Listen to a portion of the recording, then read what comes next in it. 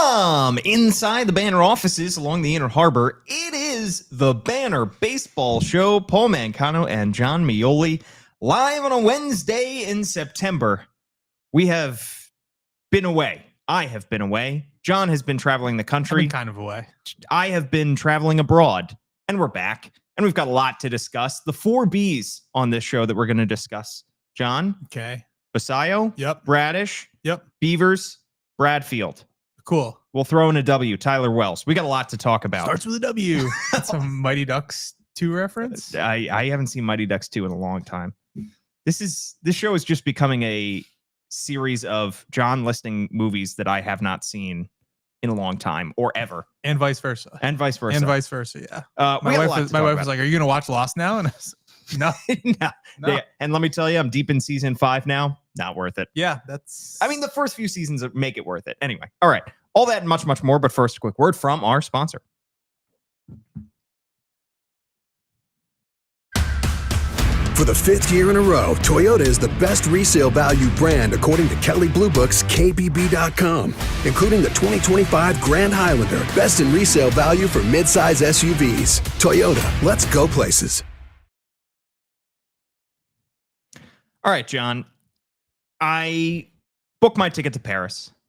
I am on the plane, couple plane rides from hell. Let me tell you, never fly Icelandair ever. I will not be flying them again if I can avoid it. So they're not going to be a sponsor coming up? Yeah, not going to be a sponsor, Icelandair. But let me tell you, they take a lot of sponsors. They make you watch like a 4-minute ad about all the great things in Iceland before you can watch anything on their little screens. Okay. Not thoroughly enjoyable. Yeah. They boast having the only live lava show in the world. Maybe there's only one for a reason. Let me tell you. I'm sure Iceland's a great place, but to stop in for an hour is not great. Anyway, so fly through Iceland. Yes. Finally get to Paris. Jet lagged as all heck. Put down my bags in the hotel room.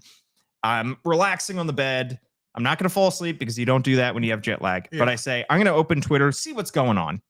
And Samuel Basallo has signed a contract extension with the Baltimore Orioles, John.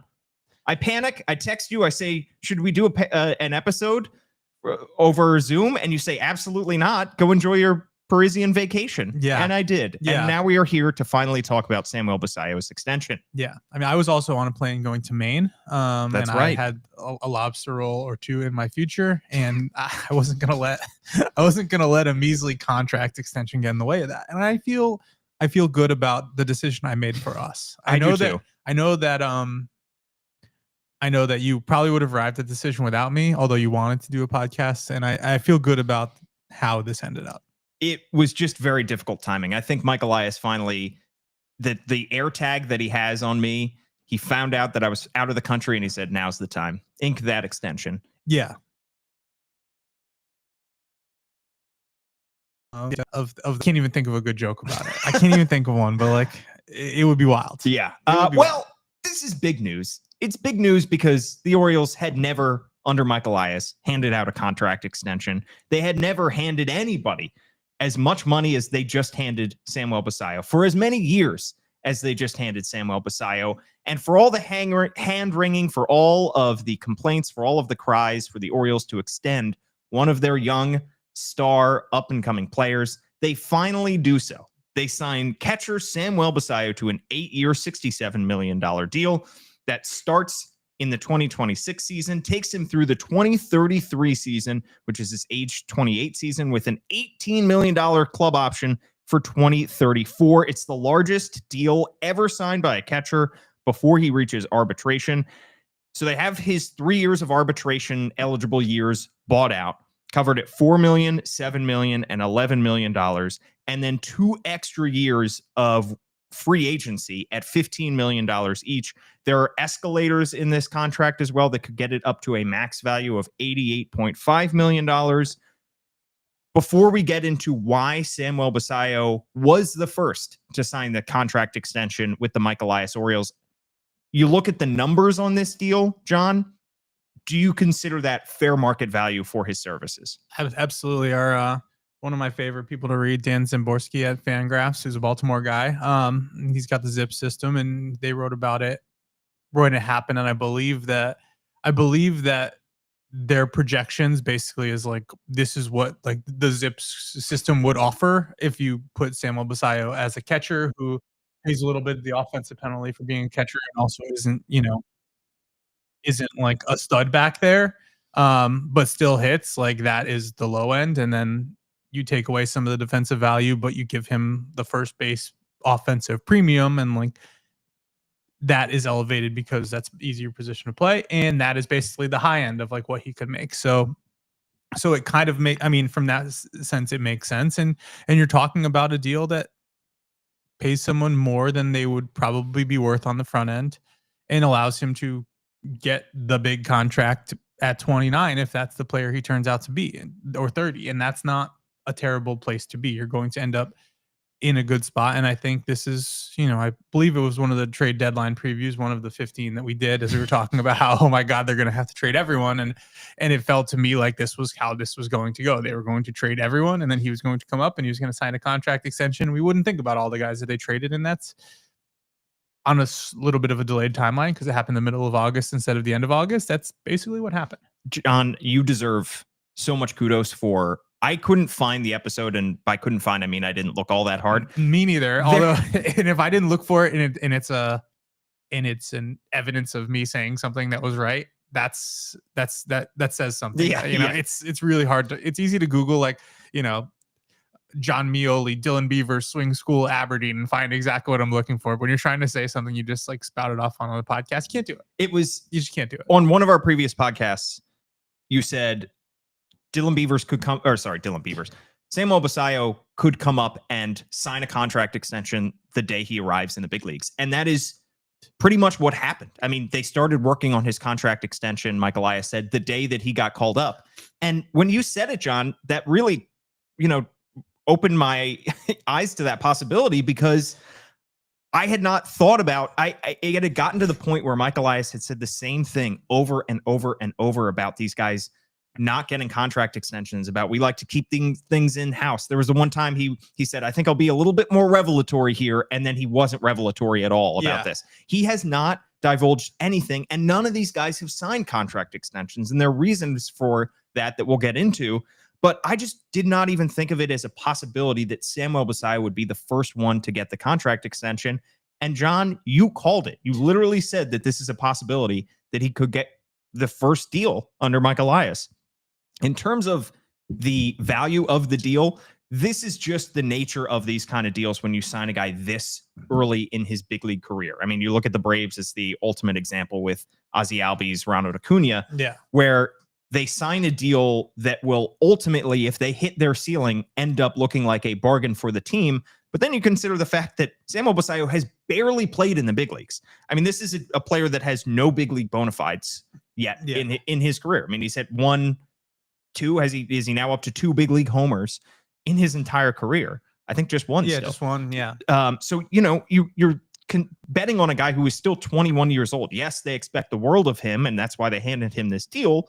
But there is a world where he doesn't work out. There's a world where prospects don't turn into who you think they are because of injury or because of lack of development or whatever it is. So you are still taking a little bit of a risk, and that's why it's not a $200 million contract.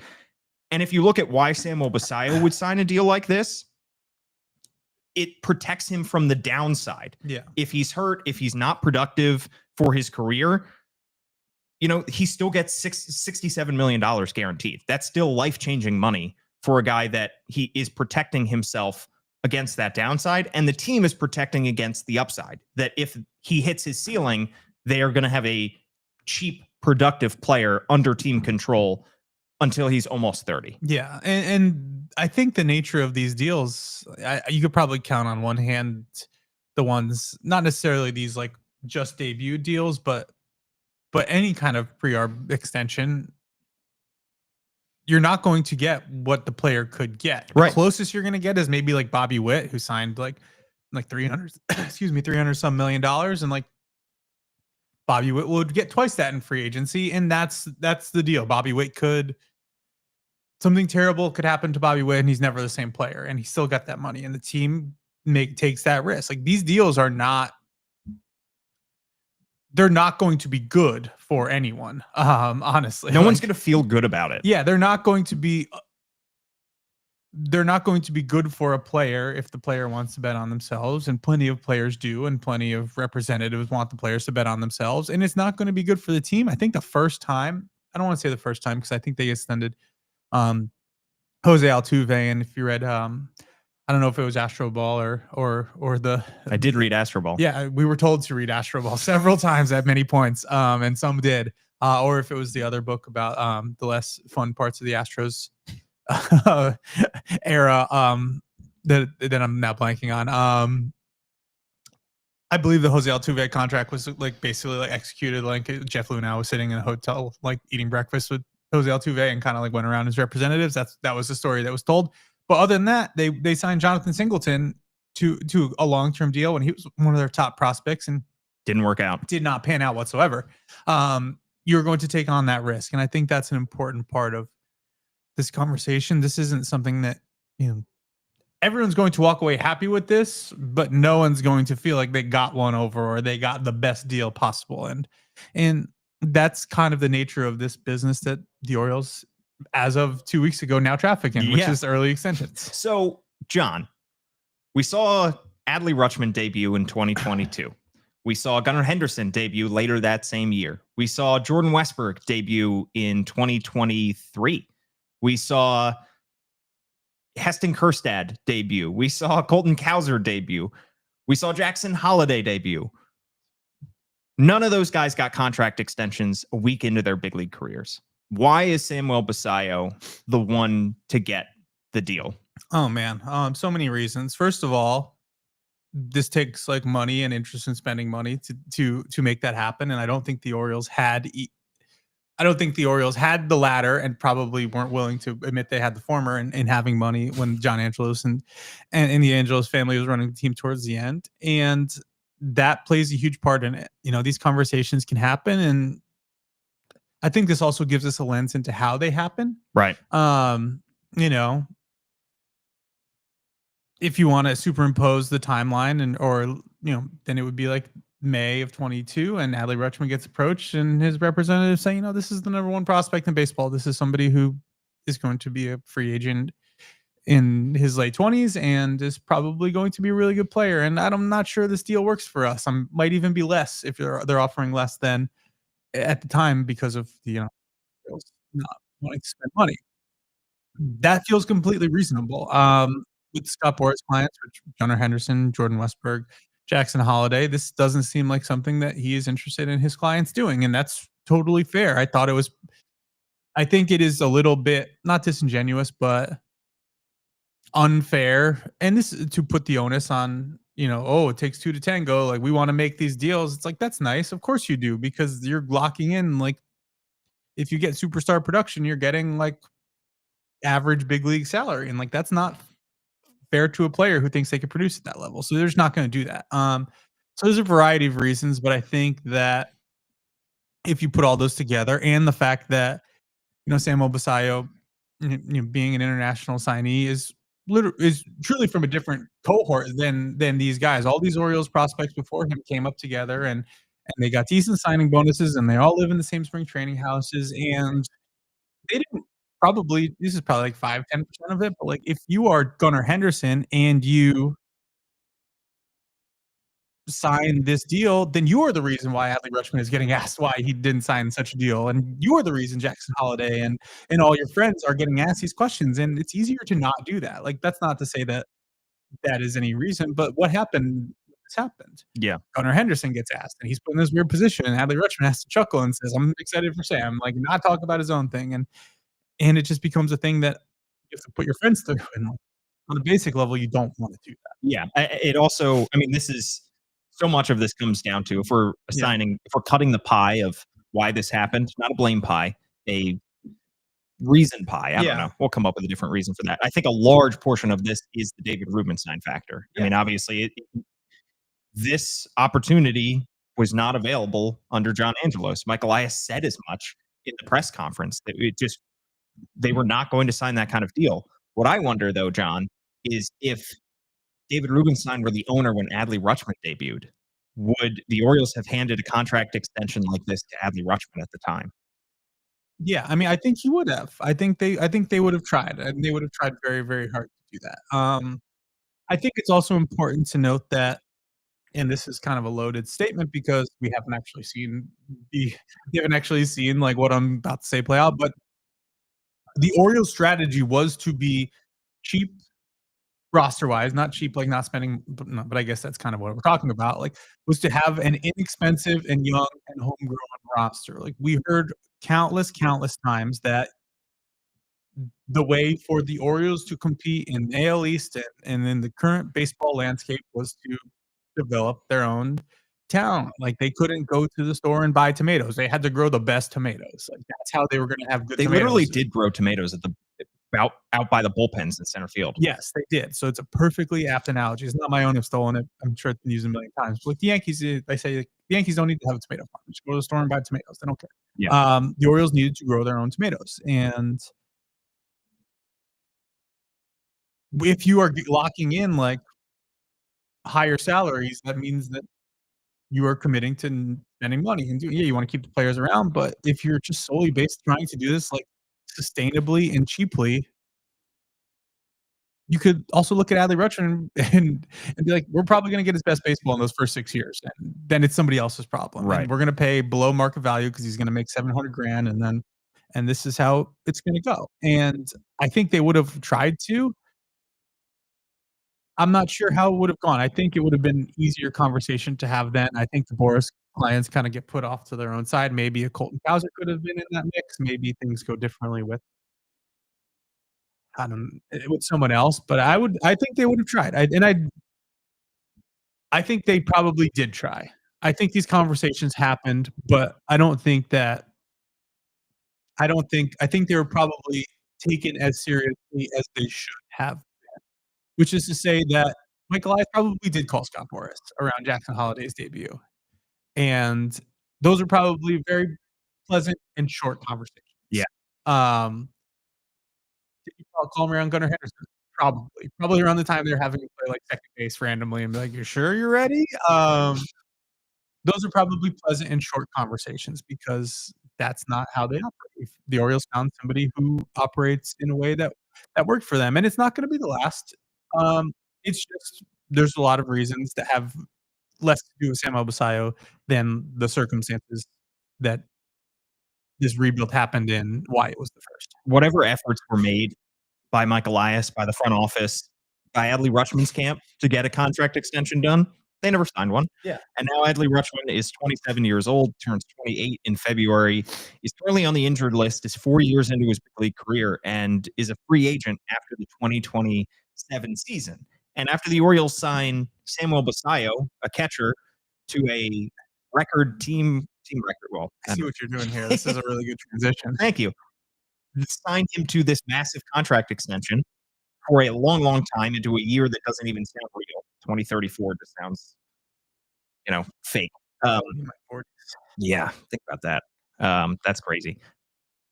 The natural question is, what happens to the other guy that we thought was the Orioles franchise catcher? And yes, Samuel Basallo can play first base. Yes, his bat is going to play as a DH. If you just stick him in there, you feel good about him being a DH as well.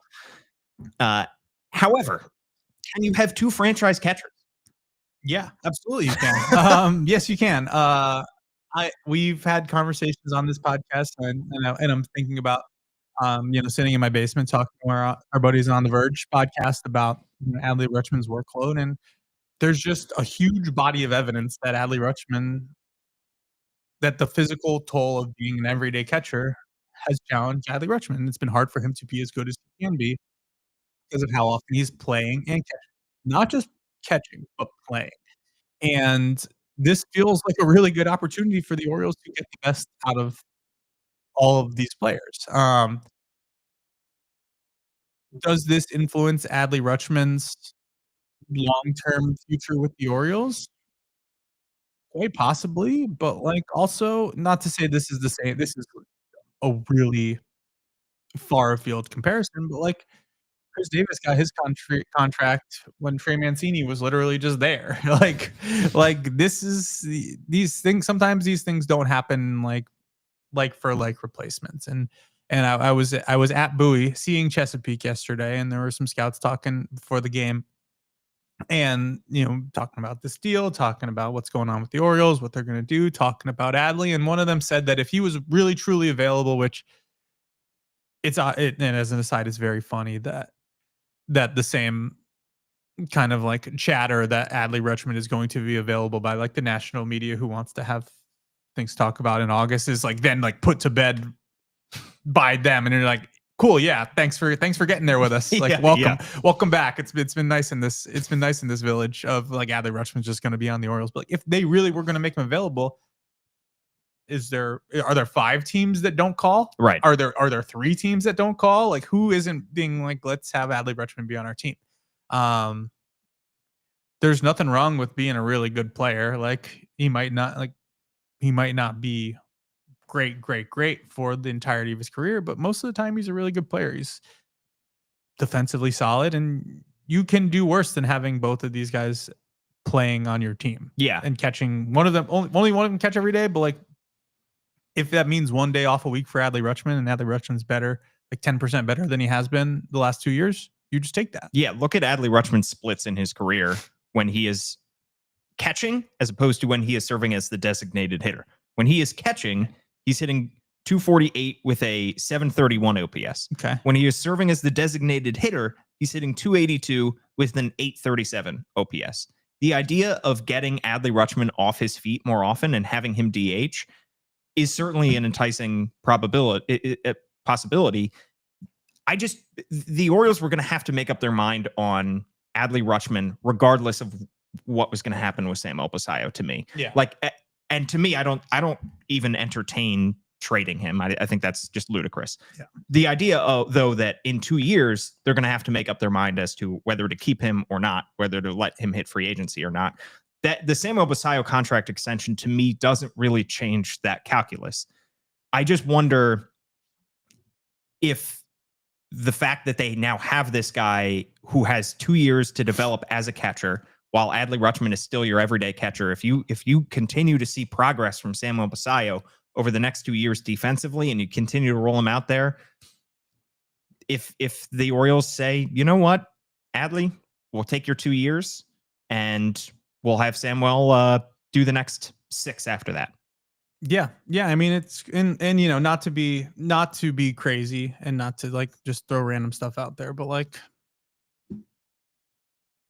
remember when Matt Wieters took the qualifying offer? Like, that's a thing that can happen too. It like, if it's a down year, if Adley Rutschman has a year like this going into free agency, like, it feels like something that they're going to be very, very willing to do. And I think that what was unique about Adley Rutschman as he was joining the Orioles and came up, and kind of the allure of him was, and honestly is that there aren't that many everyday catchers. Yes.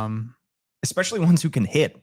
They're almost none. Yeah, really good catchers who can hit is really, really hard. I feel like in this first year, like from the moment he got up, like he played as much as like, it was basically like, and it was hard to split out like who catching days, DH days, but like he played as much as JT Realmuto. There's a high threshold to be a catcher and to be able to play it. Yeah. Beyond that, you get, not to put, people in too broad of a bucket, but then you have like the Maverick Hanleys who can like play because you can just stick them back there and you're going to get good catching, and like the Gary Sanchez's who you live with back there because they're going to hit and hit well when they're healthy. And there is a place for a Samuel Basallo, even if he's catching 90 games and DHing 40, like there's a really good place for that. And there's still 70 some games for someone else to catch. Is that how much you want to have Adley Rutschman catch? Like, no, you want to have him catch more than that. But the Orioles have also used 7 catchers this year. Yeah. Is it 7? Like something Adley, absurd like that. I'm going to count catchers right now on the podcast. I'm going to count. Here we go. Adley, Gary Sanchez, Maverick Hanley, Chadwick Tromp, Jacob Stallings was his name. There's a Yep. Garrett Stallings in our lives at some point.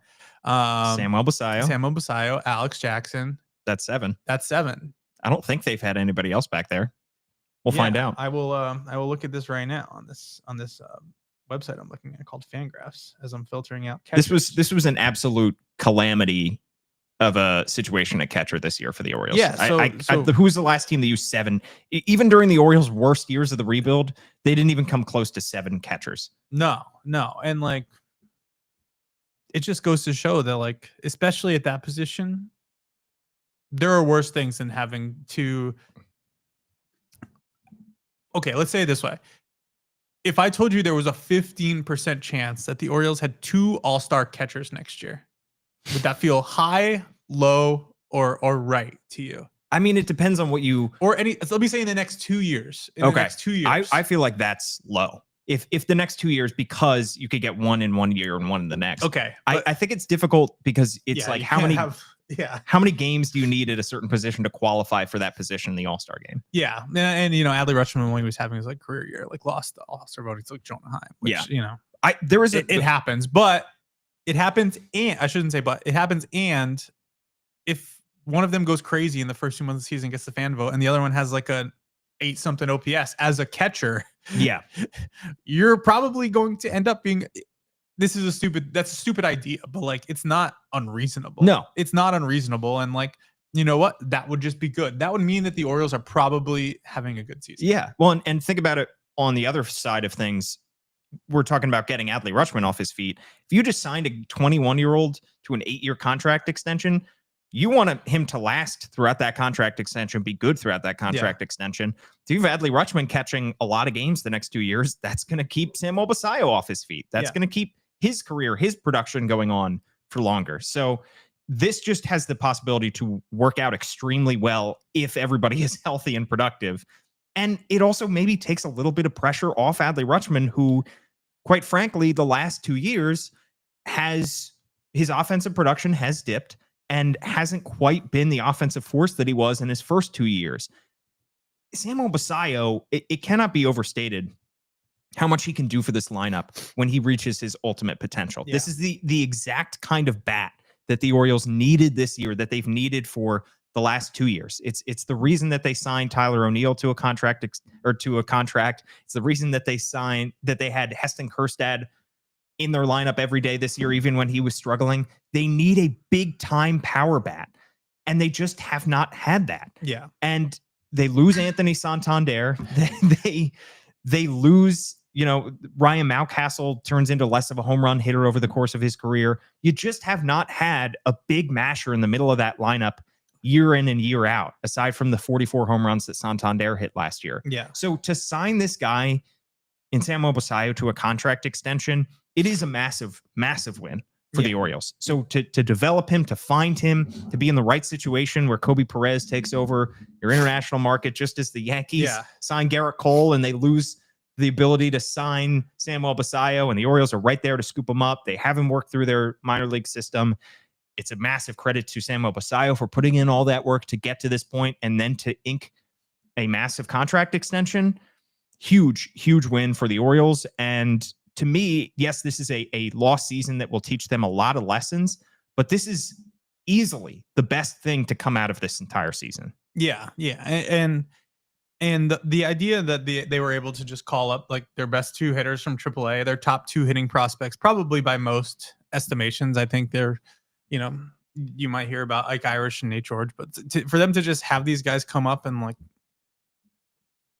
add to the mix, it's just an objective good thing to have happened. And we've seen, a lot of success with Dylan Beavers. I'm sure we'll talk about that.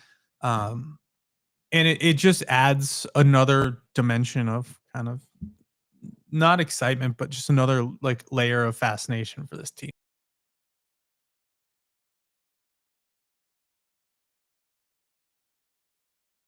Who can elevate this lineup and elevate this team. And it's going to be really easy for them to be sitting in the warehouse in November and see what Samuel Basallo and is forecast to do next year and be like, cool, we got we know who's hitting 4th. Like, and that's at once like true, there will be a really nice forecast on his player page in Omar, and also it's scary, and it feels like his presence and this contract, and it feels like we're just entering into the same like cycle, and it's good and bad. Yeah, and I think it also for Mike Elias, I think the debuts of Adley Rutschman and Gunnar Henderson and Jackson Holiday had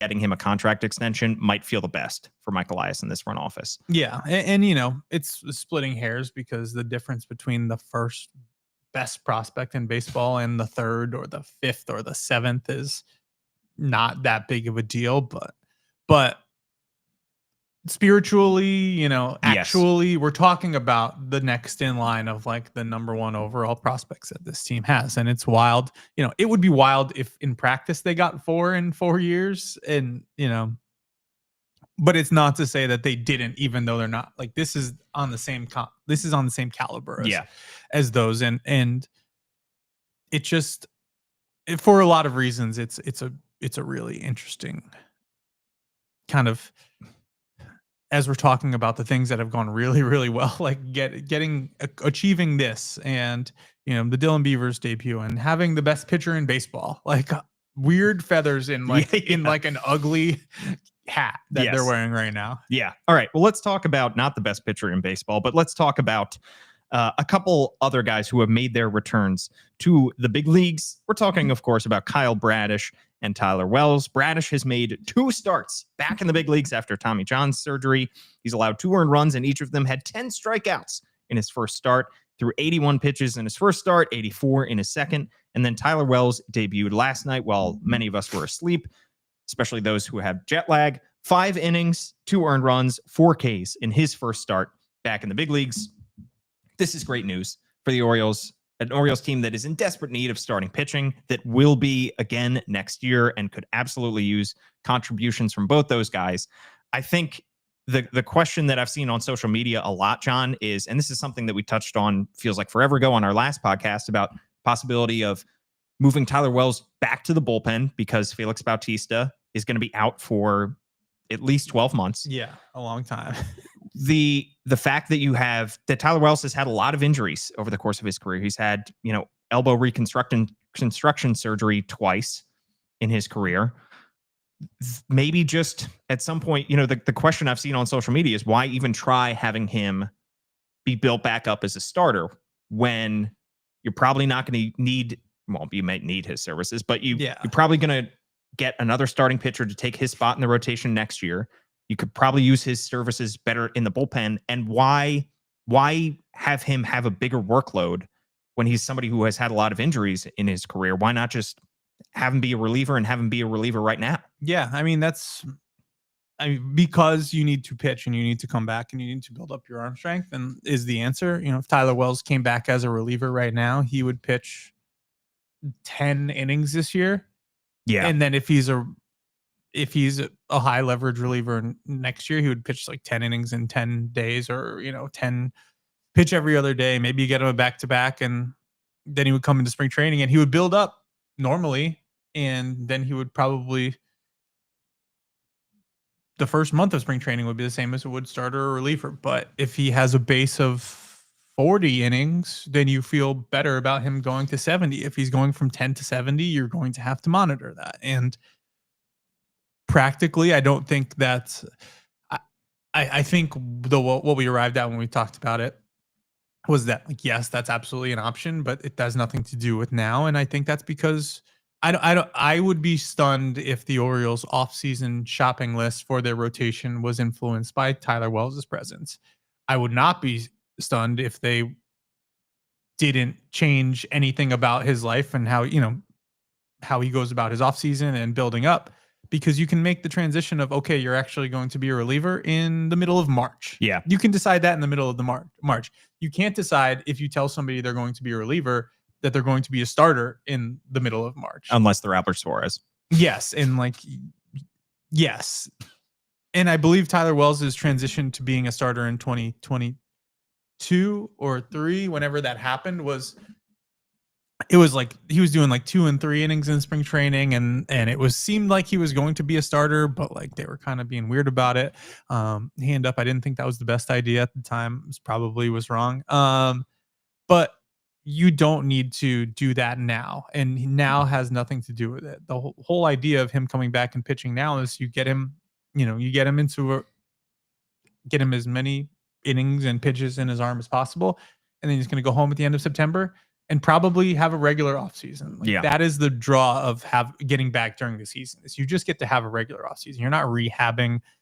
You're doing what you would have done anyways. And that is incredibly valuable, I think, mentally, like, as well as physically. Yeah, you're spending a lot of time rehabbing, and he didn't have a regular offseason last year. He was just rehabbing and probably not having the best time.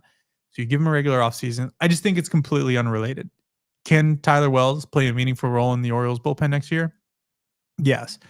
Do you run a risk of needing him in the rotation and not being able to use him as like a depth starter if you make that decision now? Yeah. So the same as we were talking about, like Dylan Beavers, like if you have a chance to get any kind of benefit later, you just take it now, because this doesn't mean anything. Yeah. Just have him have a bigger workload this year for the final month, go into the offseason, have him keep up his workload as if he would be pitching in the rotation. Yeah. And then, if you get to spring training and 8 guys need Tommy John, like has been the case for this team the last 2 years, then great. He's already built up as a starter. Yeah.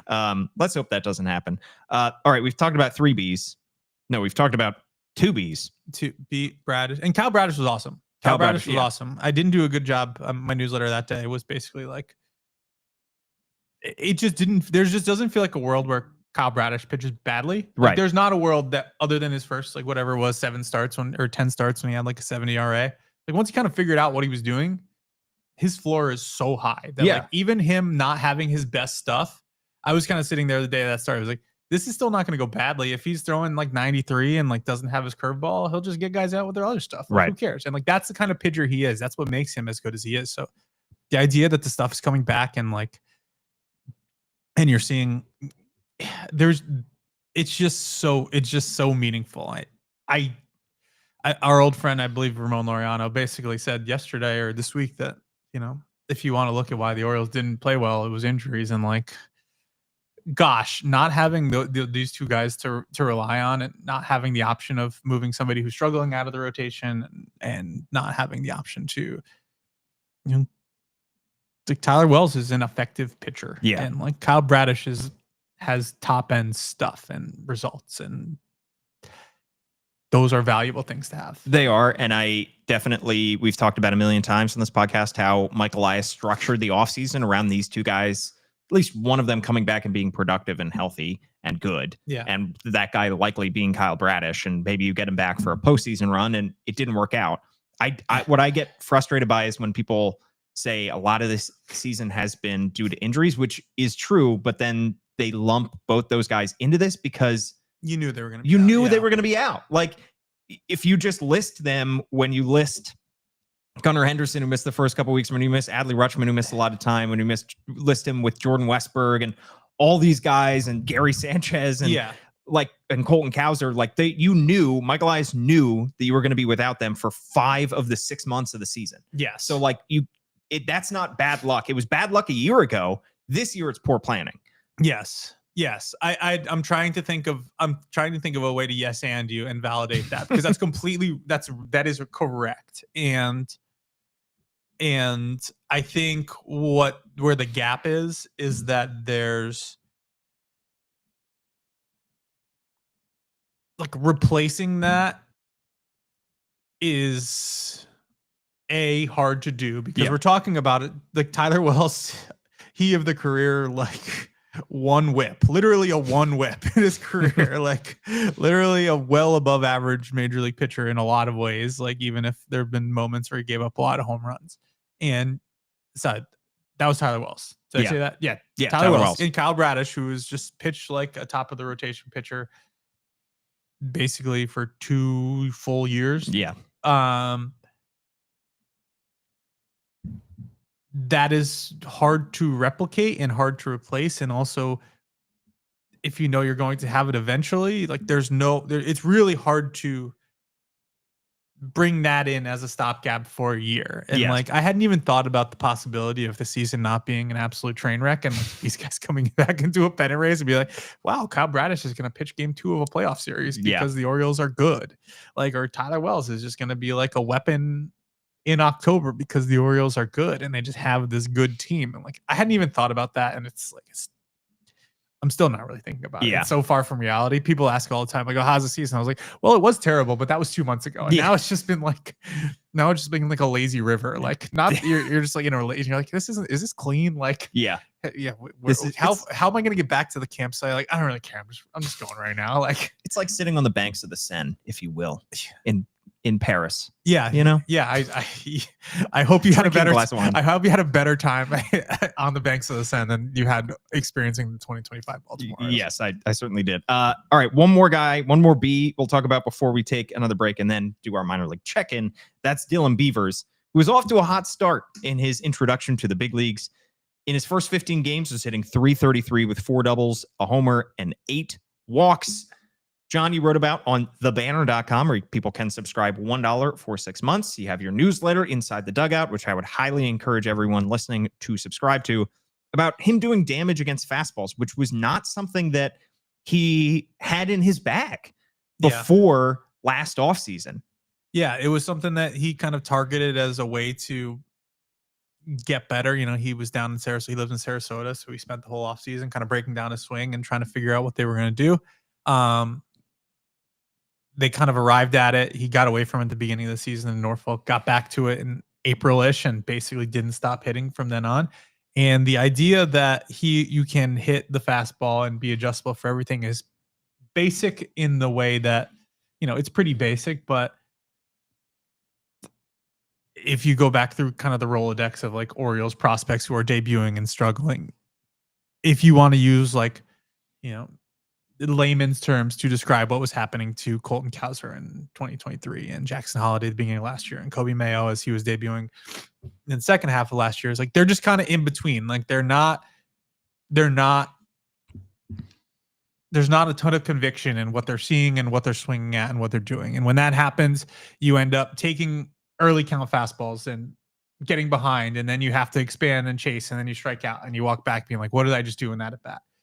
When you are able to stay on time for the fastball and hit that fastball hard, you don't really have to worry about that. And that's what Dylan Beavers has been able to do. And it's kind of a testament to him and all the people he worked with that this has been kind of a driving force of his major league success, because it's allowed him to be what he is. He doesn't chase. He's not going to expand the zone. When you see spin out of the zone, he's not going to chase it. And when he gets his pitch, he's hitting it. I think that's a separator. You know, you might only get one in an at bat. You might only get one in a game. And if he gets a fastball in the zone, he can handle it and he's hitting it hard. And we've seen that countless times in the first couple of weeks of his career. And that feels like a separator to me versus some of these guys who came up and have similar skill sets. And like, it's not, if we brought up like Kobe Mayo or Jackson Holiday's like Baseball Reference or Fangraphs or whatever, like massive walk rates, getting on base a ton. Colton Cowser, ton of on base in the minors, and all of a sudden it's really hard to replicate that because major league pitchers are better. And when you combine, you know, the skills that Dylan Beavers has with the ability to, you know, barrel the ball and hit fastballs hard, you're gonna get a good offensive profile. Yeah, my favorite thing about Dylan Beavers is, I mean, there are many things on here, but you just look at him and how big he is, how lanky he is. He just doesn't quite fit into his jersey. I mean, you don't expect him to be the kind of athlete that he has been. And I know he's had a couple misplays out in the outfield, one last night in San Diego. I think we talked about, he will be a good defensive outfielder. You don't expect him to be nearly as fast as he is. He hit a ball to shortstop the other day that looked like a routine out, and the shortstop took an extra second with it before throwing it to first. Yeah, and Beavers beat it out. Yeah, it's like you look at him and you're like, well, I don't need to hurry with this throw. And he's wickedly fast. You have that. You have I know I've read so much. I've seen his swing before. You've written so much about his swing, John. And I still wasn't prepared when he hit his first big league homer to see the side view of his swing in slow motion, it's just unlike any swing that you'll see in the year 2025. Yeah. It's just so different Yeah. in every way. And the thing about him, you know, and I've credited him with saying this. I'm not sure if it's, you know, in one of our many conversations, he's basically like, yeah, like I can probably get to the big leagues if I just like as I am, but like I want to be really good. I want to be like as good as I can be. And like you make these changes, you do all this work, and kind of the allure to it. And this is not to say there's not allure to any prospect who has stuff they need to work on. Is like he was a productive college hitter, even with a swing that didn't really work. Yeah. He is really fast and he plays a good outfield and he makes a ton of contact and he doesn't chase. And like, it just felt very apparent. And this is not to say that he's going to be some like slugger who's like, you know, a typical like corner outfield slugger type, but it was just so apparent that that missing element could, if you fill that part of like the star chart or whatever, like, I don't know what you call one of those things where they have like spider chart. Yeah, something like that. If you fill that missing element, all of a sudden you have like a really interesting player. And it didn't, and it just seemed to me in a way that, you know, hand up, I haven't had the chance to like talk to everyone who has something they need to do like that. It just felt like to me there was a really high probability that he would figure out something. And to this point, it looks like it has. Yeah, it's been great. All right. On the other side, we're going to talk about one final B, another outfield prospect who could be factoring into the Orioles' plans soon. On the other side of this quick break. For the fifth year in a row, Toyota is the best resale value brand according to Kelley Blue Book's KBB.com, including the 2025 Grand Highlander, best in resale value for midsize SUVs. Toyota, let's go places. All right, John, let's talk about Enrique Bradfield Jr., who just got the call up to AAA Norfolk after 50 games this season with AA Chesapeake in Bowie, Maryland. 269 with a 779 OPS and 26 steals in those 50 games. Dealt with injuries, hit the injured list a couple times this season. I think at the start of the year, we were looking at this guy and saying, productive college hitter, a little bit older, obviously. You know, he has incredible skills defensively, incredible skills in the base paths. He just hits a little bit. He could be a quick riser, and we could see him, you know, maybe not in Baltimore by the end of the season, but maybe factoring into the Orioles 2026 plans early. Yeah. Because of the injuries being a setback, I don't consider him a candidate right now to make the 2026 opening day roster. But the fact that he just got called up at the start of September to AAA Norfolk, what is now the timeline, do you think, for Dylan Beavers? For Dylan Beavers? This is too many B's on this podcast. Too many. For Enrique Bradfield Jr., do you think he is now a candidate to be in this position that Beavers was a year ago, where he's up in Baltimore by September or even earlier in 2026? Yes, I do. We're talking about a very different profile and type of prospect than basically any of the ones that we've talked about before coming up. He's not going to be, you know, a hard contact machine. He's going to make a ton of contact and he's going to be as successful. His success will be determined on how often he gets on base, and he does that pretty well. But I wonder, and I think that one thing that people like us, not to pick on us, but people who aren't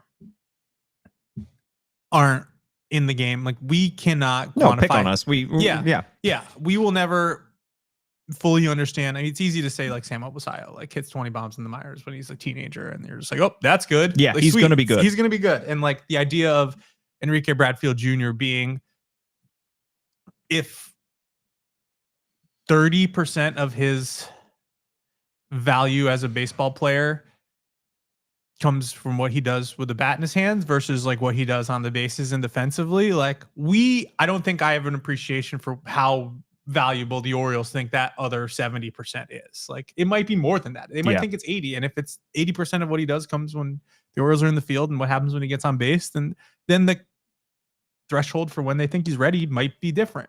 When I do look at him, I was telling somebody yesterday, and I'm sure I've said this here, like I look at like his stats, and I've had to filter out like his rehab assignments, and like a 7-something OPS and like 120 WRC plus in AA.